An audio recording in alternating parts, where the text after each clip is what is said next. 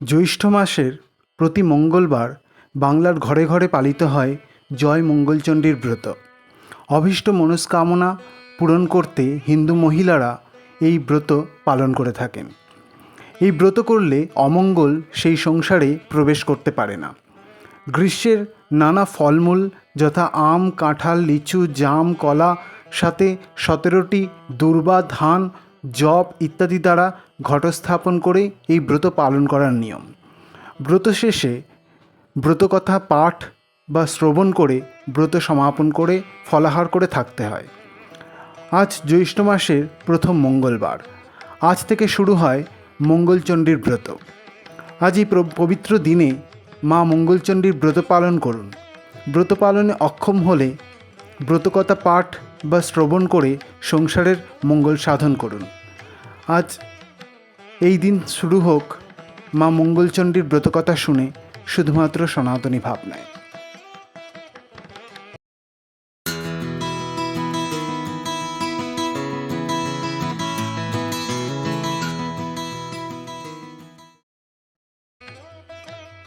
এক দেশে এক সদাগর ও এক বেনে বাস করত। সদাগরের 7 ছেলে ছিল এবং বেনের 7 মেয়ে। একদিন মা মঙ্গলচণ্ডী এক বুড়ি বামুনির বেশ ধরে বেনের বাড়ি গেলেন। গিয়ে বললেন, ও মা, 2টি ভিক্ষে দাও গো। বেনে বউ তাড়াতাড়ি সিদে সাজিয়ে ভিক্ষে দিতে এলে বামুনি জিজ্ঞেস করলেন, তোমার কয় ছেলে কয় মেয়ে মা? বেনে বউ বললে, আমার 7 মেয়ে, ছেলে নেই। বামুনি তখন বললেন, আমি ছেলে 8 কুড়োর মুখ দেখি না, আর মেয়ে 8 কুড়োর ভিক্ষা নিই না। এই বলে যেই উনি চলে যাবার জন্য প্রস্তুত হলেন, অমনি বেনে বউ কেঁদে পায়ে পড়ে গেলেন। যাতে ছেলে হয় তার একটা উপায় করো মা। বামুনি একটা ফুল দিয়ে বললেন, এই ফুল ধুয়ে জল খেলে তোমার ছেলে হবে, তার নাম রেখো জয়দেব। এই বলে বামুনি চলে গেলেন। এবার সেই বামুনি সদাগরের বাড়ি গেলেন। গিয়ে বললেন, ও মা, 2টি ভিক্ষে দাও গো। সদাগর বউ সিদে সাজিয়ে ভিক্ষা দিতে এলে বামুনি জিজ্ঞেস করলেন, তোমার কয় ছেলে কয় মেয়ে মা? সদাগর বউ বললেন, আমার 7 ছেলে মা, মেয়ে নেই।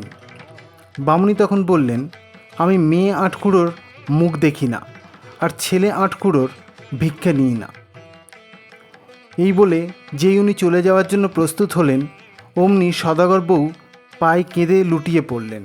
বললেন, যাতে মেয়ে হয় তার একটা উপায় করো মা। বামুনি একটা ফুল দিয়ে বললেন, এই ফুল ধুয়ে জল খেলে তোমার মেয়ে হবে, তার নাম রেখো জয়াবতী। এই বলে বামুনি চলে গেলেন। কালক্রমে 2 বউই পোয়াতি হলো এবং তাদের ছেলে মেয়ের নাম রাখল জয়দেব এবং জয়াবতী। জয়দেব ও জয়াবতী ক্রমে বড় হলো।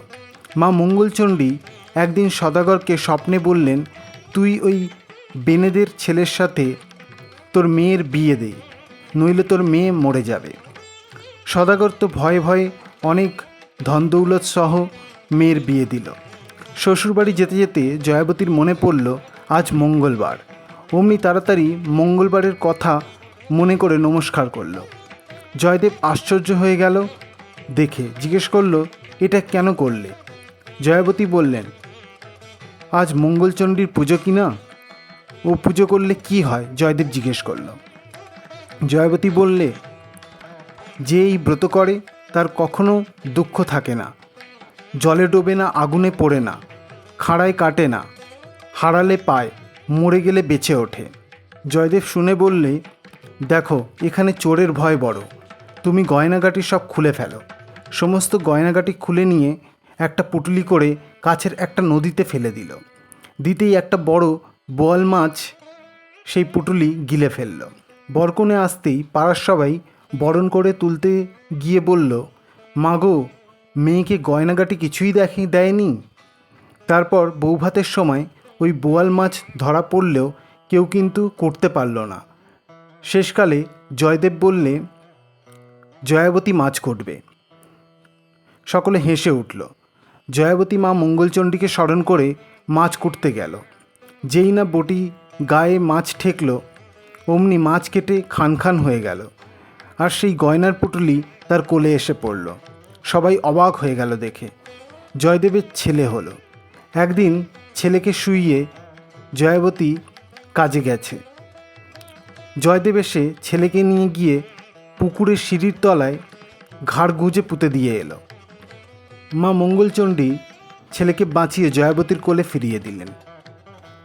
আর একদিন হয়েছে কি, জয়াবতী দেখে জয়দেব ছেলেকে একখানা কাটারি দিয়ে কাটছে। জয়াবতী দেখেই ছুটে এসে বললে, তোমার এখনও বিশ্বাস হলো না?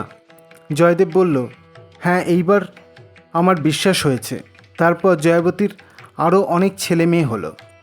জয়দেব জয়াবতী সুখে ঘরকন্যা করতে লাগলো। এরপর তারা তাদের সমস্ত ছেলে মেয়েদের এই ব্রতের কথা বলে প্রচার করতে বলল।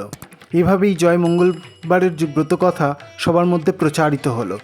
আজ এবছরের জ্যৈষ্ঠ মাসের প্রথম মঙ্গলবার, তাই এই দিন এই ব্রতকথা শ্রবণ অত্যন্ত পুণ্যের একটি কাজ। অথ জয় মঙ্গলচণ্ডী ব্রতকথা সমাপ্ত।